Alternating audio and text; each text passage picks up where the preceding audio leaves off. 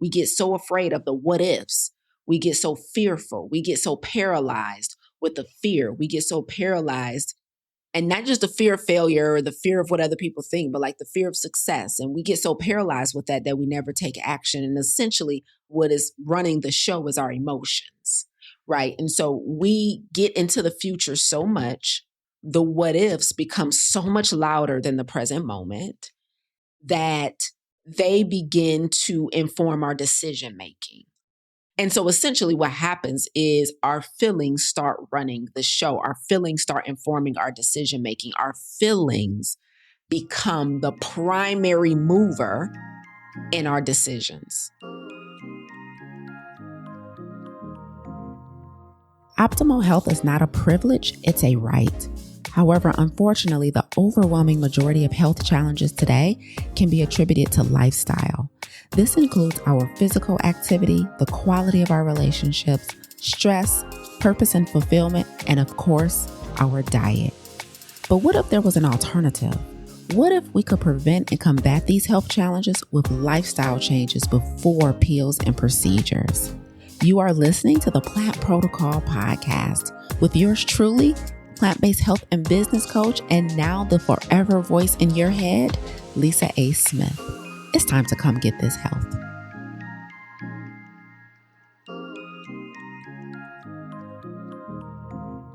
So what if chronic stress is actually the consequences of the patterns you're choosing and not the problem you're facing?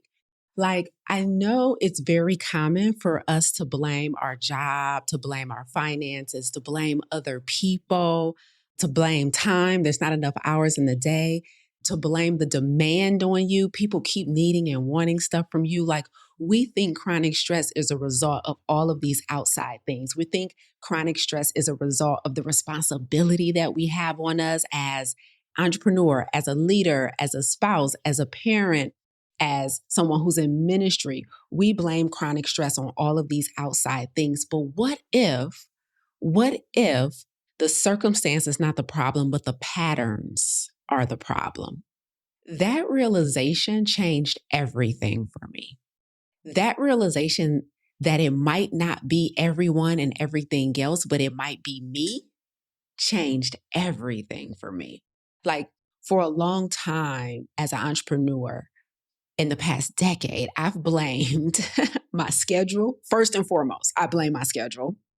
I blame the hours in the day. I can't believe with all these advances in medicine and technology, we haven't been able to add 2-3 more hours in the day.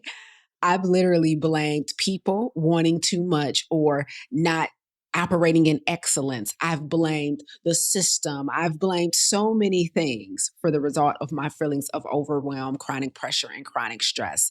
I've blamed my calling. Like, the assignment is so big, God. The assignment, the things that you want from me are so big and I want to be obedient, but it's so much. I've blamed the assignment. But the truth is that what nearly broke me wasn't the pressure. It was my patterns. It was my patterns. And these are patterns that I kept repeating while telling myself I was being strong, faithful, and obedient, while telling myself I was being disciplined. And it wasn't until I faced those patterns head on that chronic stress stopped running my life and that I was able to activate radical obedience. Now, you guys know I define radical obedience as doing what you're being called to do despite the presence of fear and uncertainty, right? And this concept of radical obedience that I've been teaching and preaching and teaching for years still sometimes take a moment to finally settle in, because it can be challenging to activate. Like, obedience is one thing. Like, God, I'm going to do what you're telling me to do. I'm going to work on my health. I'm going to work on my money. I'm going to work on my assignment. I'm going to work on my relationships. Like, I'm going to do what you're telling me to do. But radical obedience, if you were here for my first episode of 2026, you know, is a higher demand than just average obedience, right? And it wasn't until I started recognizing my own patterns that I finally got out of my own way and begin to eliminate chronic stress, not manage it. We don't manage chronic stress here. We eliminate it. And I really started activating radical obedience. So today, I'm going to break down for you guys 3 patterns that nearly broke me.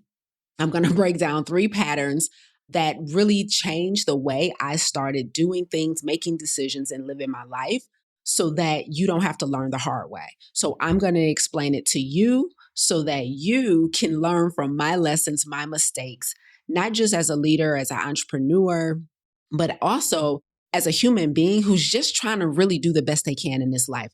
As a human being who just has goals and dreams and hopes and desires like everyone else, right? As a human being that's not that different from any of you guys. So I want to tell you the 3 patterns that kept me in a state of chronic stress. And I want to tell you how I broke those patterns, what I had to do instead, so that you guys can start doing the same. Welcome back to Monday Morning Keynote with yours truly, Coach Lisa A. Smith. I'm the Chief Strategist at Clarity, our community and our platform dedicated to eliminating chronic stress for professionals, leaders, high performers, and achievers. And one of the things that is really important to me is that we don't just tell people to eliminate chronic stress. We don't just tell people, you don't have to deal with that. We have to give you the how, right? And so when I come on here every Monday morning at 10 a.m. EST, my mission is to give you the how, right? It's not just enough to say a beautiful punchline, but then people have no context on how to execute. So today, I am going to break down for you the patterns that nearly broke me, that kept me overwhelmed, burnt out, stressed out, all of the things. And I'm going to give you those 3 things. And I'm going to tell you where this comes from today. Here are 3 patterns that I had to break to eliminate chronic stress and to finally fully activate radical obedience, which we define as doing what you're being called to do despite the presence of fear and uncertainty. That's how we define it, okay? That's how we define it. So here's the thing. Chronic stress is anti-alignment, okay? Anti-alignment is at the root of chronic stress. That means that somewhere in whatever area your stress is in, so your stress might be in your relationships, your stress might be in your career, your stress might be in your health, your stress might be in your healing, your stress might be, in your finances, your stress might be in your spirituality, your stress might be in your identity. Chronic stress is the result of misalignment in one of those areas. Whatever area that stress is in, misalignment is at the root of that. Now, the reason that's important is because the 3 things I'm about to share with you are the anti-alignment, right? They are what's at the root of being misaligned. So if misalignment is at the root of chronic stress, the 3 patterns that I'm about to share with you are at the root of misalignment. Okay? Do you see the connection? And the reason that's important is because everything comes down to alignment. We cannot be radically obedient to what we're being called to do in this season of life if we're misaligned. There has to be alignment. It makes me think of, all of this cybersecurity. And you ever land on a website and before they'll let you fully into the website, some forms of cybersecurity has a picture. They have a picture and the instructions will say, make this picture line up perfectly so that you can enter. Has anybody ever done that on a website where I just had to do this recently? It was like a picture of a horse and it was like the eyes was over here and the rest of the head and nose was over here. And it was like, move the ticker on your screen until the horse's face is completely symmetrical, right? So there was misalignment is what I'm trying to say, right? So there was misalignment in the picture. And it wasn't until I aligned the picture properly that I was able to enter into the website. Well, I need you to see the goals, the dreams, the freedom, the love, the health that you're praying for. That's the website. That's the website. And it's right there. It's super accessible. It's right there. Like you're on the site, but you can't get fully into the site until you align the picture on the outside.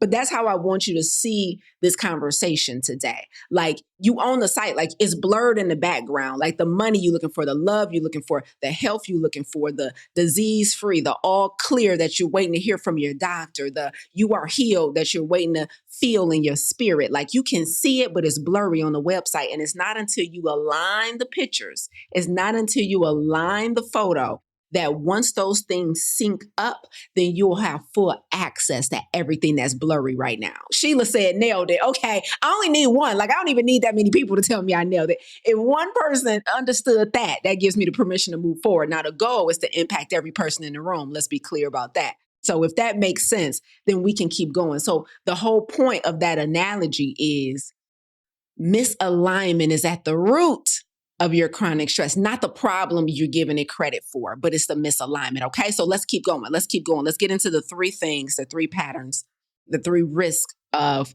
chronic stress. Here's the first one: a lack of audacity. Now, in our 30-day vegan SOS free challenge, salt, oil, and sugar free challenge that we're facilitating right now for our Clarity community, right? I told them the theme for this challenge for the month of January is audacity. I told them the theme of the challenge is audacity.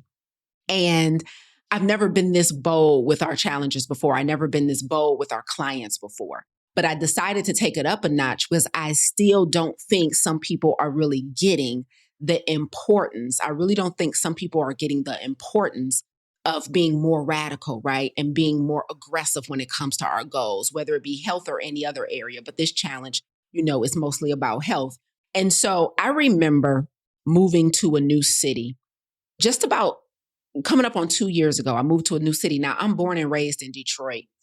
And I've lived in Detroit my whole life. Now, I've moved away a couple of times, but I came back because the move was meant to be temporary. Like, I went to do an internship in Rome, right? So it was never going to be a permanent move, right? I went to go teach in China, and that was only an assignment for a year. So, I went and lived in South Africa for a bit. So I've moved away a couple of times, but I always came back because none of the moves were curated to be permanent. But recently, and when I say recently, 2024, so coming up on 2 years, in 2024, I moved permanently, right, out of Detroit. And I moved to a new city. And it's interesting, I moved to the state of Texas. And it's interesting that when I told people I was moving, or when I started revealing that I had moved maybe a year after moving, I wasn't telling everybody. And I remember people would always ask me, what is it about that city that made you want to move to it? And to this day, no one has ever asked me what it is about Detroit that made you want to leave, right? So inevitably, when they ask me, what is it about that city? What's it about Texas that made you want to go to Texas? My answer is always the same, which is it actually was less about getting to Texas and it was more about leaving Detroit. And they're always like, oh, and I always say, because the truth of the matter is I could have went to any city, because the goal is not that something was waiting for me in Texas, is that I was trying to leave Detroit. And so what's my point of telling you this is I left Detroit because I no longer felt aligned with Detroit. What's my point of telling you that? It is I had the audacity to leave a city or leave a place or leave a circumstance strictly because I wasn't happy with it, not because I was waiting for or had gotten a more attractive opportunity somewhere else. I literally could have threw a rock at a map and hit a new city and went there instead. Like, all right, let's go to Utah. Right? Like, oh, okay. Let's go to Iowa. I could have just hit a state. Like, let's go to Portland. I'm going to go over to Oregon. Like, let me go to Los Angeles. Because everybody wanted to know, what was it about Texas that made me want to go there? But nobody asked, what was it about Detroit that made me want to leave? You don't understand sometimes how much audacity it takes to stop doing something strictly because you don't like where you are. Everybody makes the assumption that in order to move radically, i.e., relocate to a whole new state, whole new country if you want to, a lot of people make the assumption that there has to be something in the new state, in the new city, in the new country that's dragging you out of your current circumstance. Very rarely do we ask, well, what was it about that made you want to leave? We always want to know, well, what was waiting for you over there that was pulling you? No. I wasn't pulled over there. I was leaving over there. The first pattern that some of us need to break in order to eliminate chronic stress and activate radical obedience is you have to stop being afraid to move, because status quo tells us you don't move unless there's severe pain. You don't move unless you have a guarantee of success somewhere else. You don't move unless there's an opportunity that, like an opportunity of a lifetime waiting on you. I didn't have not a single iota of a thing waiting for me in Texas. Like, I could have picked any city I wanted. I could have picked any neighborhood I wanted. There wasn't a job where I needed to make sure the commute wasn't too bad. There wasn't a speaking, there wasn't a partnership. I was leaving Detroit and I wasn't running from anything. I just was not satisfied where I was. I remember when I left my 9 to 5 as a social worker back in 2012. And my best friend, she told me, she was like, you are the first person that I have ever witnessed leave a job just because you didn't like it. These were her exact words. I didn't even know we could do that. Those were her exact words. I didn't even know we could do that. What she was saying was audacity. For some of us, the lack of audacity is keeping you stressed out. You think it's the problem. You think it's the circumstance. It is the audacity. It is like, let me get this straight. You woke up and decided, I'm sick of these severe winters. You woke up and decided that I no longer want to have to wait until May, June, and July and August to take a walk outside. I want to go live somewhere where I could take a walk outside year round. You telling me you moving because you want to take walks? You're just moving because you can't take walks here, and there's a highly likelihood that you can take walks over there. The audacity. Your lack of audacity is keeping you stressed out. It is, you are doing things that people expect you to do. You are doing things that society says you stay at the 9 to 5. Society says you make sure you have benefits and health insurance and all. And I'm not telling y'all not to have that. I'm just saying a 9 to 5 is not the only way to have it. You think tons of entrepreneurs out here have no health insurance? It's so crazy that people say they stand at a 9 to 5 that makes them miserable because of insurance. It's so crazy that people say they stand at 9 to 5 that makes them miserable because of a retirement plan. You think entrepreneurs don't have a retirement plan? Everything you're staying for, you can have, but you got to have enough audacity to say, oh, I don't have to get insurance the way the majority of people get it. I don't have to secure my retirement the way the majority of people secure it. You mean to tell me? Yes. So it took audacity for me to leave a job strictly because I didn't like it. And let me be clear. I didn't leave it because I hated it. Now, because people understand when you say you left a circumstance because you hated it. People understand when you say you left a circumstance because you had reached a point of no return. Like, people understand when you say you left a circumstance because it had got so dire that maybe it was life or death or no. Listen, I'm using my words very intently. I left my 9 to 5 because I didn't like it, not because I hated it. I definitely, unequivocally could have survived some more years. I was not miserable. Like, as a foster care worker, I used to work with the teenage foster children. They would come to the office every month. I would teach them and do life skills with them. You know, I got to know them. I would visit them at their school. Like, I wasn't completely miserable. And as a foster care worker, I worked in the field. So I had the state car. You know, I wasn't cooped up in the office all day staring at the walls. I was able to get fresh air. I was able to, stop and get a hot tea if I wanted to. Like, it was kind of a flex. Like, it was actually fun sometimes. Like, my 9 to 5 was actually fun sometimes. Like, I did not leave because I was miserable. And I love telling that story because people always think that audacity has to be preceded by a breaking point. You do not have to wait for a breaking point to have audacity. So that's the first pattern I had to break to eliminate chronic stress, to activate radical obedience, is the lack of audacity. Like, I dare you leave something when it ain't that bad. Like, I dare you address something in your relationship instead of letting it boil over. And you are now at your wit's end because you have been suppressing your emotions and your feelings and your real desires for so long. Like, I dare you not to let the pot boil over. I dare you to do things that go against what the average person does or what society tells you to do. The audacity to leave something simply because you don't like it, don't care for it, is a thing. I remember when I had the audacity to take a blanket back to Target because I was like, I slept under this and it was itchy. Audacity. And I'm like, look, I'm not about to bring it back. I don't want to make you think I didn't use it. I'm not about to be playing sly. Your brand, because it was Target brand blanket, your brand doesn't stand up to my definition of excellence. I like to return this. So all of our audacities is not created equal. For some of you, you are ready for the level of audacity that says you walk away from something strictly because you don't like it. Others of you, just returning an item that's been used but below your standard is audacity for you at this stage. Like, where do you need to start? Because the more audacious you are, the more audacious you become. And you look up and you doing big, bold things, like you going to multi-million-dollar companies and demanding stuff. I remember when I had the audacity to tell somebody that in order for me to solve their problem for them as a coach, they was going to have to pay me 5 figures. Some of you can't even fathom fixing your mouth to say that number. Like, yeah, I can't help you. You've been doing it for free so long. You've been thinking in lack and scarcity so long. You don't even have the audacity to put a real number that makes sense on your service or your product that you sell, that you offer. The audacity. I dare you. I dare you.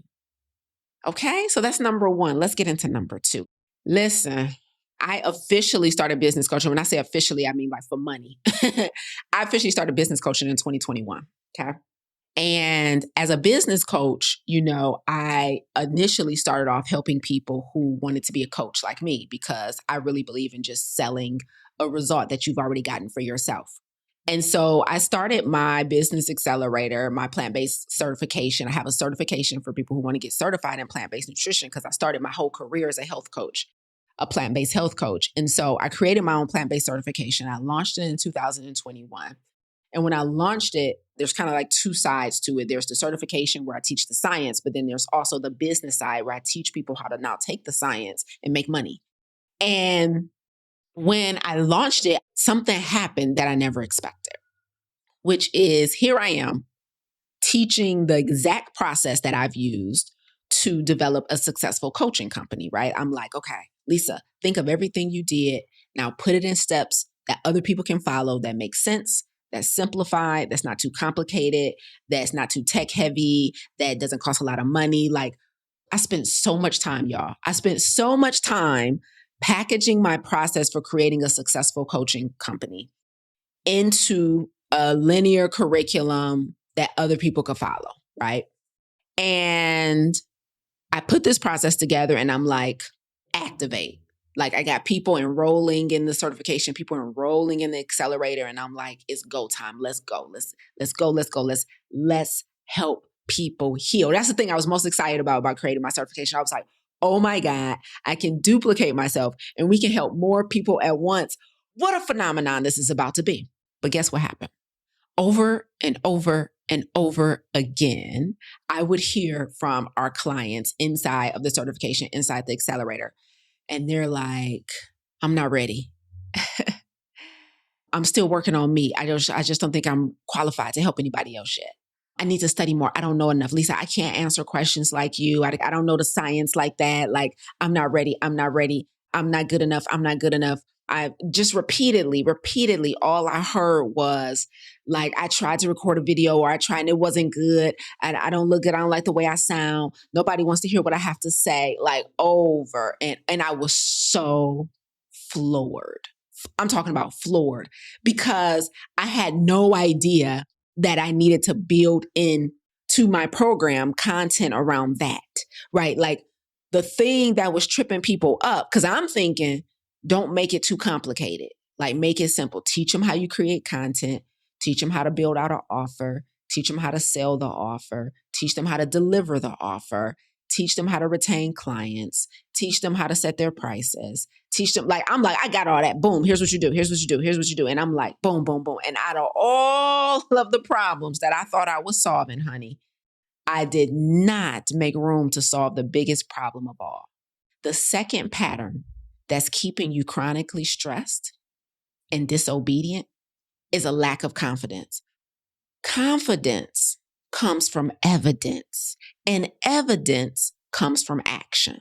Listen now, the keynote about to get good now. Okay. Listen very closely, y'all.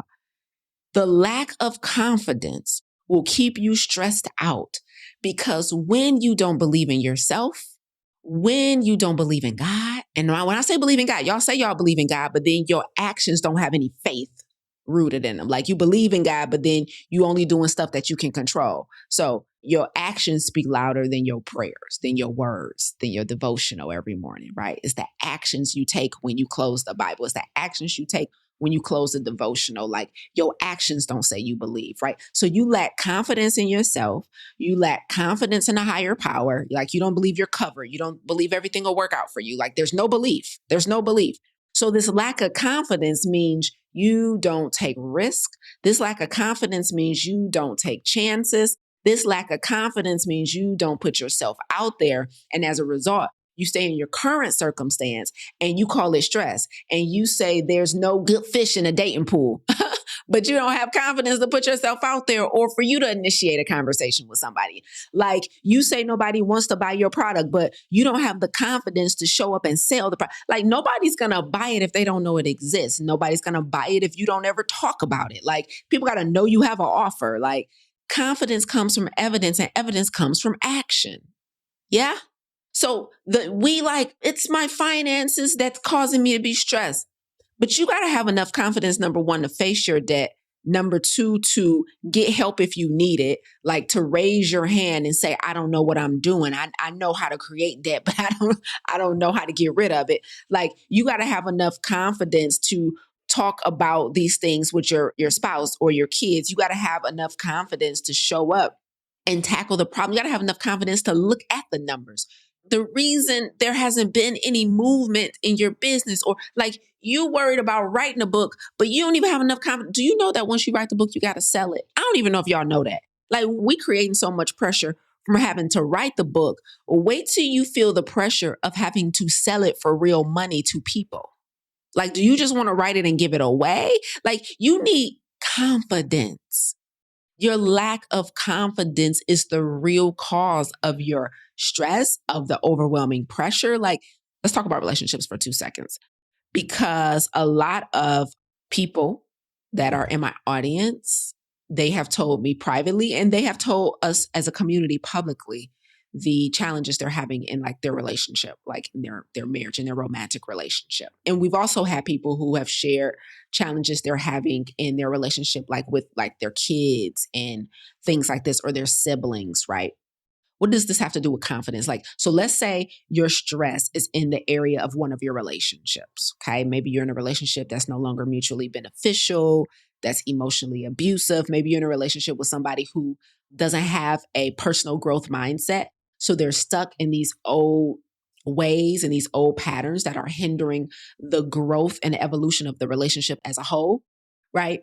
So you're in a marriage or you're in a romantic relationship and it's not blissful, but you are not willing to have a difficult conversation. What may be difficult for you? You're not willing to tell the person what you like or don't like. You're not willing to tell the person how you feel. And I mean, make it plain. I don't mean beating around the bush. I don't mean trying to sugarcoat it. I don't mean dropping hints. I mean being direct. I didn't like when you did this, or I don't like when you do that, or this has made me feel this way a long time ago, and I have resentment now. And you want to know why? A lot of my people say they don't broach these difficult subjects in these relationships. It's because they are afraid of being alone. They are afraid that if they broach these difficult subjects, that it may end the relationship, it may end the friendship, whatever type of relationship it is.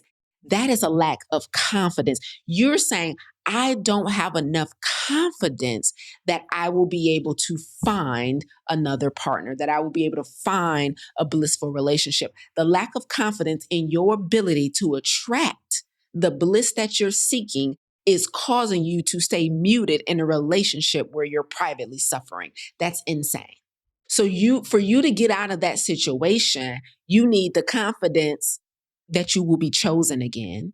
You also need the audacity to speak up. Let me tell you, these patterns, y'all, you need the audacity to speak up, and you need the confidence that if I speak up and it doesn't end well, that I will still find love, find bliss, find happiness, find peace, find joy again.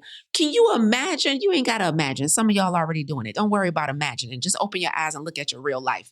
Can you imagine staying in a circumstance miserable because you don't have the confidence to tell somebody how you feel? You don't have the audacity to tell somebody how you feel. Some of y'all don't even have to imagine this. You just got to open your eyes. That's your circumstance right now because you believe that you're not choosable. What is it about you that makes you think you might be alone forever? What is it that makes you think that your current pick that you picked when your picker was picking, okay? What makes you think that has to be what I got to deal with from here into forevermore? Because my package is not going to be attractive to someone else somewhere else at another point in time. The lack of confidence, not being willing to do hard things like tell someone what you like, what you don't like, what you need or what you don't need in that season of the relationship because you lack so much confidence about who you are, about how you present, about what you look like, about how your lack of confidence is keeping you in a relationship that's no longer mutually beneficial. Your lack of confidence is keeping you at a job. What makes you think I'm not qualified? I don't have the degrees. I didn't finish school. I don't talk like that. I don't write like that. Your lack of confidence, you mean to tell me you believe you deserve to be miserable in your 9 to 5 because you lack confidence to put yourself out there for another opportunity that might be more fulfilling and mutually beneficial? Let's get on to number 3. I think y'all got it.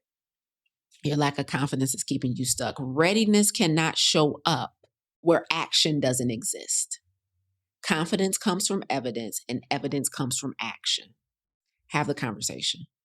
Confidence comes from evidence, and evidence comes from action. Submit the proposal. Confidence comes from evidence, and evidence comes from action. Tell them people you got a product for sale.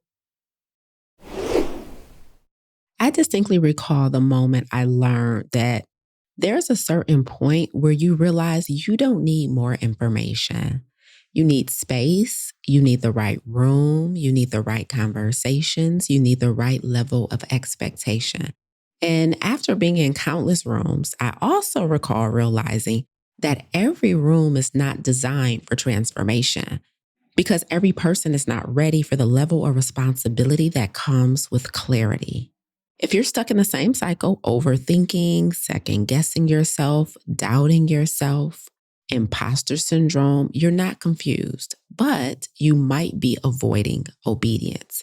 And it's costing you. It's costing your peace, your health, and most importantly, your next level.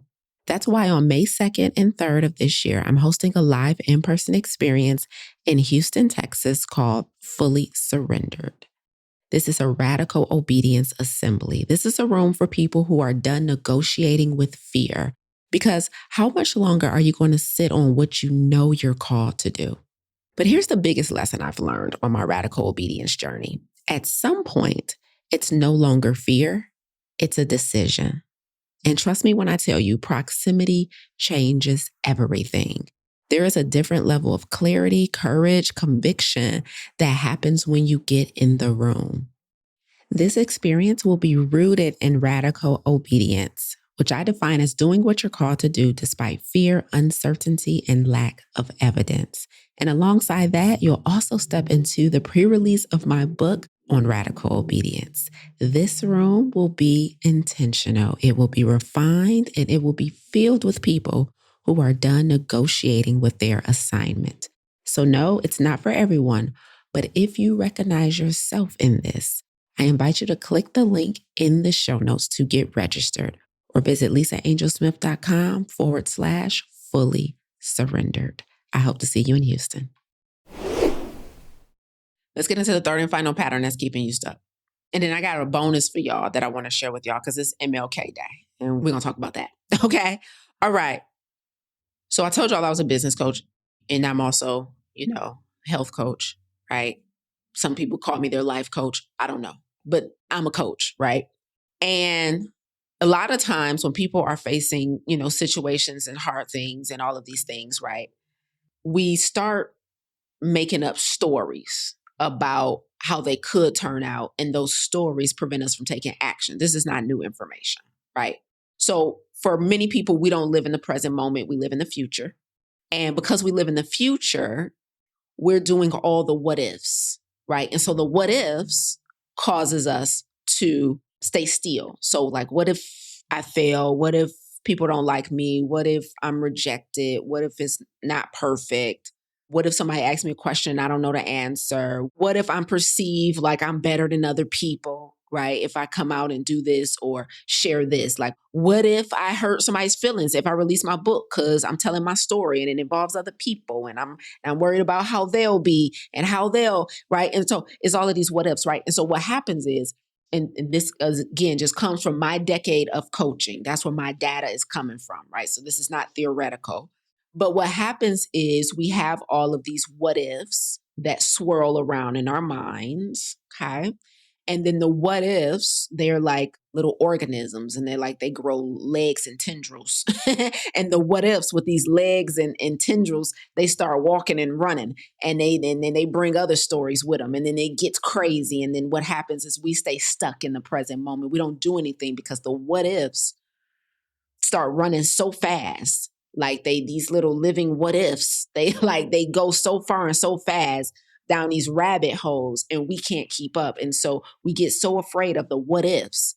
We get so fearful. We get so paralyzed with the fear. We get so paralyzed, and not just the fear of failure or the fear of what other people think, but like the fear of success. And we get so paralyzed with that we never take action. And essentially what is running the show is our emotions, right? And so we get into the future so much, the what ifs become so much louder than the present moment, that they begin to inform our decision making, right? And so it's like, oh, I want to invest in myself and I know I need this. Like, I know I need this program. I know I need this coach, or I know I need this blueprint that this, subject matter expert is offering. But what if I don't follow through? Or what if it's too hard? Or what if I don't have time? Like, it's all of these what ifs. And so we get into the future and then we lose the opportunity. The deal is gone, right?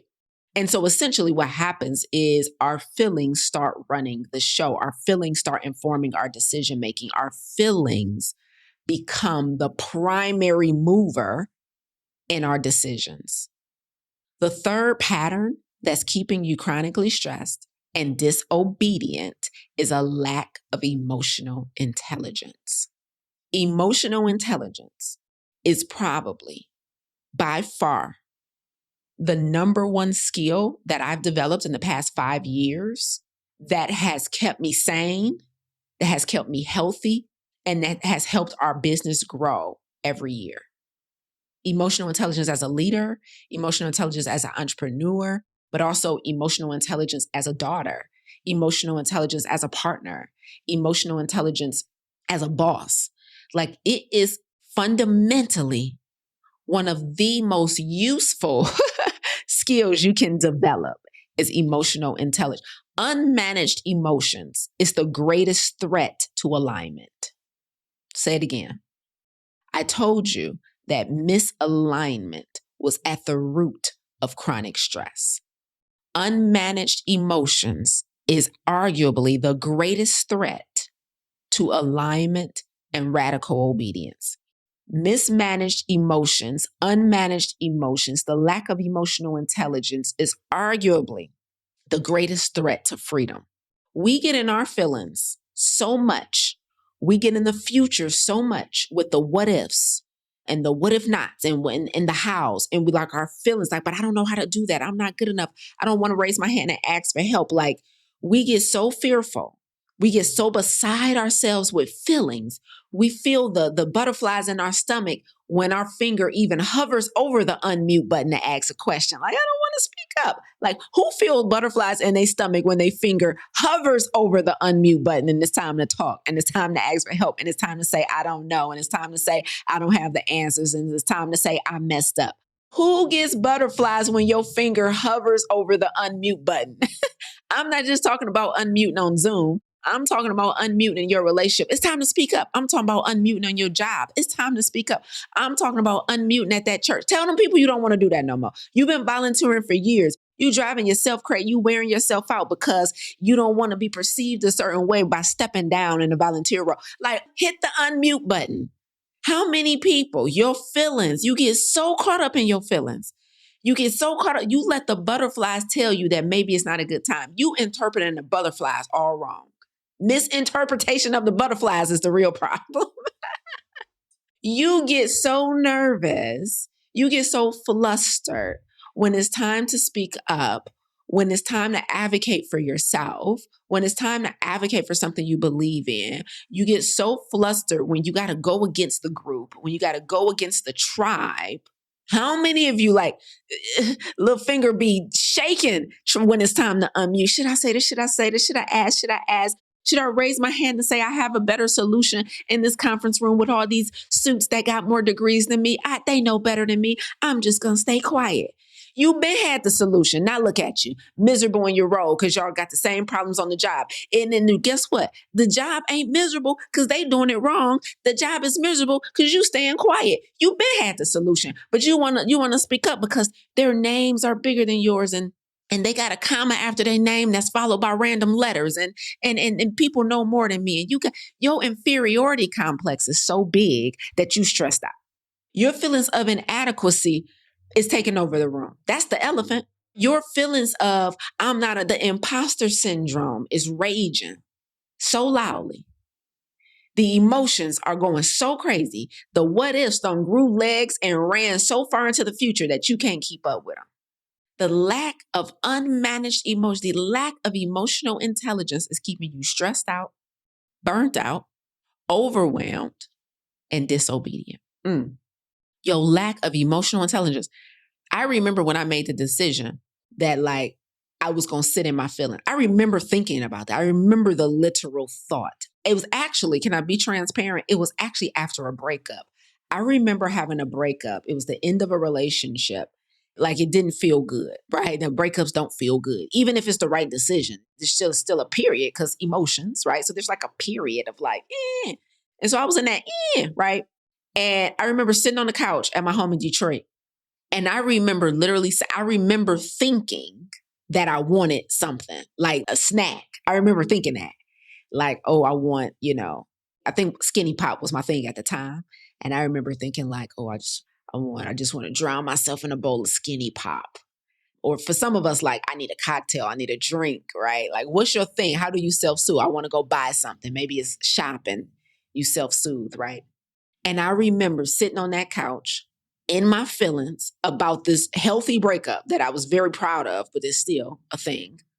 And I remember thinking, you will not touch that popcorn. You will not have a drink. You will not eat anything. You will sit here and you will feel. You will feel the sadness. You will feel the disappointment. You will feel how much time did I just waste on this? Right? You know what I mean? You will feel the anger. You will feel all of it, and you just gonna feel it. I remember daring myself to feel it without trying to soothe with a snack, without trying to soothe with, like, I'm not gonna drown myself. I'm not gonna pretend it doesn't exist. I'm not gonna suppress it. I'm just gonna feel it. I remember thinking, ooh, Lisa, now, granted, I'm a personal growth, personal development junkie, so some people's minds don't go here, but I'm just telling you what my mind did. I remember thinking like, ooh, this is your opportunity to get better at emotional intelligence. Now, who's thinking about that at the end of a relationship? Me, I am, right? So I literally remember thinking, ooh, you about to sit here and be sad. And it was like a challenge. It was like, can you sit here and be sad without doing anything else? Can you sit here and be angry without doing anything else? Like, can you control your emotions? And can you feel that and do all the things that you need to do? Like, yes, hold space for your emotions. And sometimes you do have to make adjustments to your schedule and your life to feel your feelings. That is necessary sometimes. That's called creating capacity. But I was like, I wonder if I could be sad and still go to the gym. I wonder if I could be sad and still show up with excitement and zeal to coach my next client. Like, I wonder if I could be in the midst of this breakout. I wonder if I could manage my emotions so well that I still do the things that I need to do. Now, there are some things that I can make adjustments for. Like, you know what, girls, I'm not really feeling dinner. I just kind of want to sit at home and be sad. Like, I'm not saying like put on a face and lie, but there's some stuff that still needs to get done. Like, sir, now you done took 2 years of my life. What you're not about to take is this body, yada, yada. Sis still going to the gym. Like, how much are you going to let your emotions take? You know what I mean? Like, there's stuff that needs to be done. There's stuff where you might want to make adjustments because you don't feel like being around people or you don't feel like whatever, whatever. But what you're not about to take, sir, is my health. Now, I done gave you 2 years. You ain't about to take this waistline, right? What you're not about to do is keep me out the gym because I'm sad. Like, what you're not about to do, right? And so the importance of developing emotional intelligence is so helpful, is so useful. If you had to choose between one of the three patterns I broke down today, lack of audacity, lack of confidence, or lack of EQ, choose this one. Because the moment your feelings stop informing all of your decisions is the moment you can get rid of stress.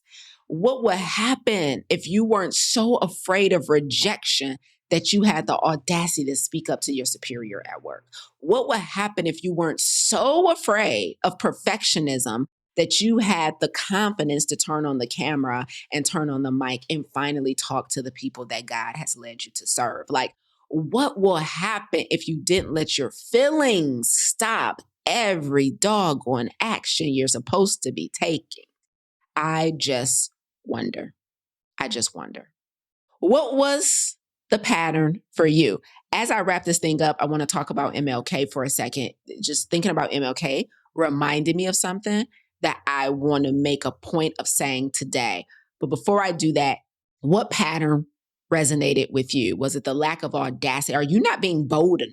Are you so pressed about following the status quo or so pressed about other people approving your decisions that you don't make audacious moves? And you don't make them for the simplest of reasons. Like, you don't have to be miserable to leave a job. I wish we would stop thinking that. Like, you don't have to have a breaking point to leave a relationship. Nobody has to disrespect you to step down from a position that you volunteer in. You just got to be like, I'm done doing this. Like, we want reasons so bad to justify our decisions because we're worried about disappointing people, and it's keeping you stressed out. Like, you were the director of that. You were on the board for a couple years. I don't want to plan this no more. I don't want to host Thanksgiving no more. Tell them people, be audacious. Stop doing all this stuff that's keeping you overwhelmed and stressed out because you lack audacity. Like, just tell them I'm done. It's enough is enough, right? And so let me tell you, if you lack audacity, it's because you're waiting for permission that may never arrive. It's what it is. If you lack audacity, you're waiting for permission that may never arrive. Stop waiting for somebody to give you permission to move abroad. Move. Like, oh my God, what made you move to Mexico? The tacos. Like, I don't know. It ain't a big deal. I just feel like they make they black beans and brown rice better. They're going to be like, what? Yep, that was it. I'm not running from the law. I ain't found no boo in Mexico. Like, it's the taco. Just blow somebody's mind this week and have the audacity. Okay? Number 2, okay? If you lack confidence, it's because you're waiting for certainty that only action can provide. If you lack confidence, it's because you're waiting for certainty that only action can provide. Like, there's just not, I'm not going to say that's just not, because God works in miracles and he is a way maker, okay? But the chances of you just waking up one day with a cape that says super ready on the front and on the back is just very unlikely. Like, confidence comes from evidence and evidence comes from action. You're just waiting to have super ready on your chest. And it's just, I mean, the chances are slim. I mean, you might have an epiphany, you might have a revelation moment, you might have it. And all of a sudden, all the fear and all the uncertainty just falls off of you. But in case it doesn't, try it this way. Just do the thing. Just be bold enough to speak up. Somebody else is going to love you again if this marriage just happens to end off of you being honest. Like, it's safe. Like, go ahead and start drafting the exit strategy from the 9-to-5 that's keeping you miserable. I promise somebody else going to pay you for your skill set. Like, I dare you tell them people you now charge for what you've been doing for free forever. Like, just throw a price tag on it. Like, quit playing with this thing. The confidence. You lack confidence because you're waiting for certainty. that only action can provide. Okay. And the emotional intelligence, y'all, you're letting your feelings make your decisions instead of riding shotgun. Your feelings still matter, but they should ride shotgun. Does that make sense? Your decisions still matter. They just need to get out the driver's seat. Your feelings still matter, excuse me, but they just need to get out of the driver's seat. Your feelings have a place because your gut, your intuition, whatever, it has a place, but they should be shotgun. Okay, so you lack emotional intelligence because you're allowing your feelings to stay in the driver's seat. Let them ride shotgun on this next decision. Let them ride shotgun on the next decision. Let's see what happens. Okay. Woo, child, we went through a lot today. Some of y'all was off. I want to make sure y'all got a good message. Listen, I don't know when you're listening to this. Some of you guys are watching or listening to this on a replay, but this was recorded on MLK Day. This was recorded on MLK Day, and I feel like it's important for me, especially with my personal goals. I think it's important for me to address this. So I was listening to an interview recently with Bernice King. And if you don't know who that is the daughter of Martin Luther King Jr. So I was listening to an interview with Bernice King, and she was actually being interviewed by T.I., right? Shout out to Tip, who about to come out of retirement. Ha! Motivation, right? Shout out to T.I., who about to come out of retirement, and he been dropping samples of that new work, man. I love a good rapper, Expeditiously. So anyway, I was listening to T.I. podcast called Expeditiously, and he was interviewing Bernice King, the daughter of Martin Luther King Jr., right? And he asked her a question that I thought was so provocative, that was so poignant. Tip asked Bernice King, he said, "What do you think people get wrong about your father, about Martin Luther King?" Right? He said, "What do you think people get wrong about him?" And Bernice said that he wanted a colorblind world. He wanted a colorblind world. And I was like, oh, that's good. Because that really is, I know for some of us, our perception of Martin Luther King, right? It's like, because he was nonviolent, because he advocated for nonviolence, some of us might perceive that to mean that, nobody to see color, and that, he wanted us all to be treated a certain way. But he was like, she said, no. He acknowledged color. Like, he understood that there was a difference, black, white, brown. Like, he didn't want a colorblind world. He just wanted people of color to have all of their rights, right? But he wasn't an advocate for a colorblind world. And I thought that was so interesting that Bernice King said that about her dad. And this question, what do you think? The thing I want to focus on, though, is not her answer, but the question that Tip asked. So when Tip asked her, what do you think people get wrong about him? It made me think about legacy, right? Now, one of the things I've said here on my YouTube channel, on my channel before, is that I have no interest in being a hidden figure. And I think it is a fine time for me to say this again, right? Audience a little bigger. You guys lean in a little more now when I talk. So I want to make it a habit to repeat this, at least on an annual basis, so that there is no question. My personal goal is to make Black history. Okay. I want to make Black history by extending the healthy life expectancy for people of color in marginalized communities. We die prematurely from things that are preventable, that are avoidable, and that are reversible. We die from chronic stress, preventable, right? We die from diabetes and heart disease, reversible. Type 2 at least. Like, we die from this stuff, right? And so I want to extend our healthy life expectancy. That means if most of us are only healthy until the age of 60, I want us to be changed. I want the average healthy life expectancy to be 75. Health expectancy and life expectancy are not the same thing. So I want to extend the healthy life expectancy for people of color. So I want to make Black history, right? But in making Black history, I have no interest in being a hidden figure. So when T.I. asked Bernice King, what do you think people get wrong about him? I said, Lord, help me to say the things that I believe. Help me to share my perspective in a simplified way that is understandable and digestible to the people, so much so that nobody ever has to ask, what did we get wrong about her? so that nobody ever has to wonder what I stood for and what I didn't stand for. Like MLK was taken from us prematurely, right? So it's not at any fault of his own. I'm not saying he did it. He traveled the world speaking and delivering these dynamic messages, right? But I hope and pray that I am able to do justice on my assignment so well that what I believe, what I stood for, is not left up to somebody else's interpretation. And I believe I can only do that by being a public figure.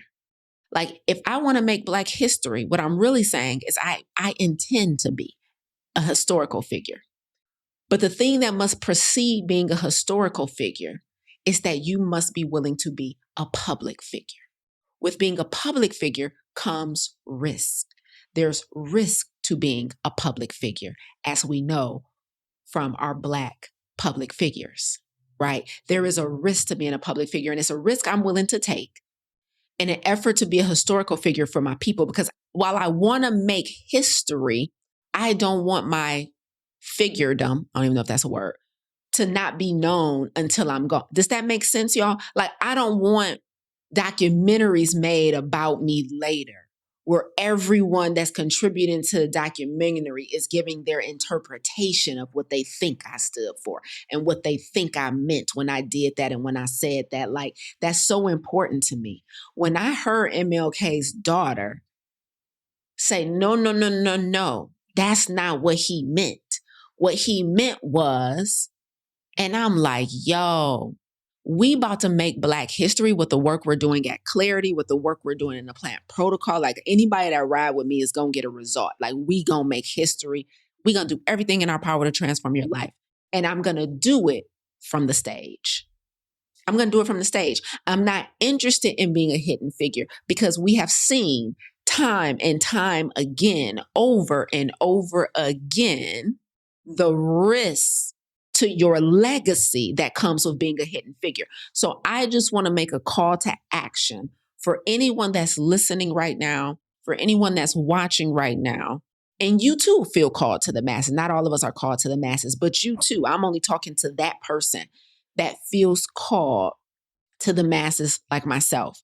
Don't let it be up to history. Make a decision not to be a hidden figure. Make a decision. Like, if you stand for something and you're really passionate about something, and I don't care what the passion is, it ain't got to be in health.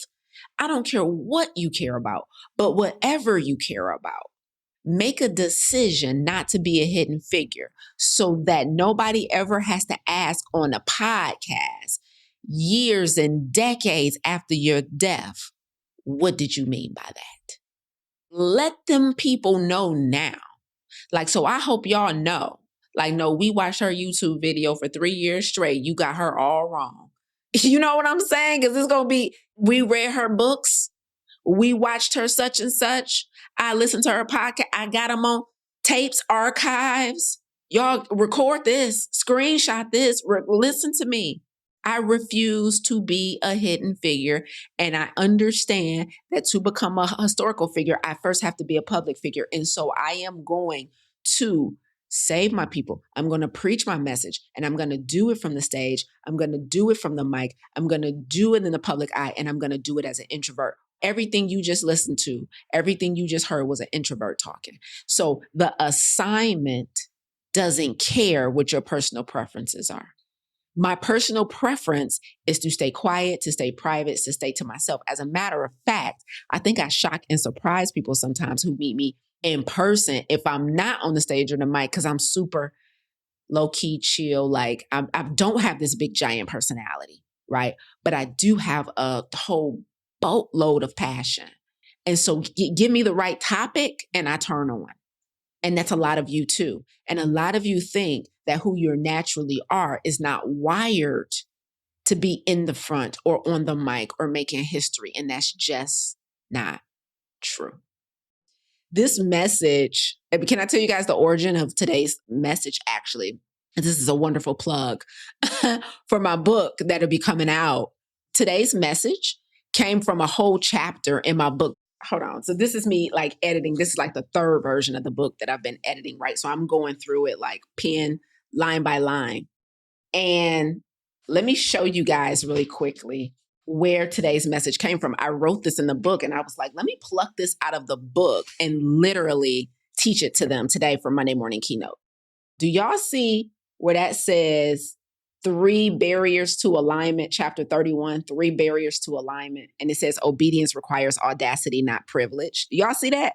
That's literally where today's lessons came from. I was editing that chapter in the book. So those of you, when the book comes out and you guys get the book, everything I taught today will be broken down in the book, right? Lack of audacity, lack of confidence, and lack of EQ, emotional intelligence. And when I was editing that last week, I was like, I started to just make it a reel on Instagram. I started to just do a short post about it. But I was like, nah, we need to go in depth on this one. And so that's where today's message came from. So the divine download about those 3 things came long ago when I first wrote them in the book. But the message to like deliver it in this format and not just make it a short, a short soundbite came. So, I'm just so grateful. Terrence said chapter 31. And Terrence, I'm editing. I'm pretty sure it won't be chapter 31 when it's all said and done. Because as I'm writing, the chapters I feel are too short. So I'm going to put some of them together. So I think it'll be a different chapter probably by the time the book comes out and all the additional editing happens. But, oh my God, I'm so excited. 7 Butterfly Dream said, where is the pre-sale link? Listen, I was thinking about that. I got to talk to the team about that because I'm like, I know we do pre-sales. Can we do a pre-sale where I just like drip y'all some chapters? You know what I'm saying? Drip y'all some chapters and y'all really start getting the raw version of this, because now I'm like shopping editors and doing all this stuff. And I'm like, this is probably going to be a bit longer than I anticipated. But I want y'all to know I work on it every single week. Like I worked on the book today, literally. I edited chapter 32 today. So I'm actively working. It's not stalled. But the next thing I got to do, I just found out, is I got to write a book proposal. And I'm like, I didn't even know that. I thought this was the only part I had to do. Turns out it's not. So actively working over here. So thank you guys for that. Thank you for somebody who said, give me the pre-sale link. I'm going to do something special for y'all. When I have like a date, release date, that's what I'm looking for.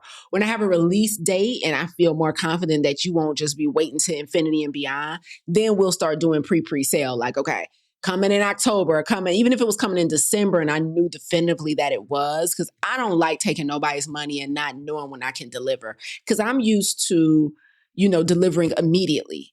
And so I just don't want nobody waiting. And then I don't want the excitement to die down either. And so when I have a release date, even if it's like 8 months out, that's when we'll start the run up. And I'll be like, okay, now we can put it on sale. We got the release date. We got the book designed. We got all that stuff. And so apparently there's so much more to this than I thought. And it's kind of on my nerve. I'm be honest with you. I'm like, I thought I did the hard part. Now you got to do all this other stuff. Right. So anyway. I'll read the pre-sale. Yeah, listen. So that's why I'm like, let me at least drip some, nuggets from the chapters to you guys on YouTube and on Instagram and on social media, so that you guys, that I'm working diligently to make this a fire production for y'all. Fire production. First book might be last, because who has the time? But anyway, so that was today. Chronic stress is a result of misalignment. At the root of misalignment is a lack of audacity, a lack of confidence, and a lack of emotional intelligence. All right, this has been a phenomenal Monday morning keynote. Love you guys. Bye, y'all. Have a good one.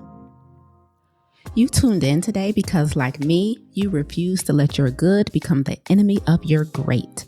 You're not settling for good health when optimal is well within reach. If you're ready to go from good to great, visit lisaangelsmith.com to learn more about our plant-based health coaching program, Farm to Table, and our plant-based business accelerator and coaching certification. But before you go, if you enjoyed what you heard today, please consider rating and reviewing this podcast. Until next time, remember, radical obedience is still undefeated. Stay obedient.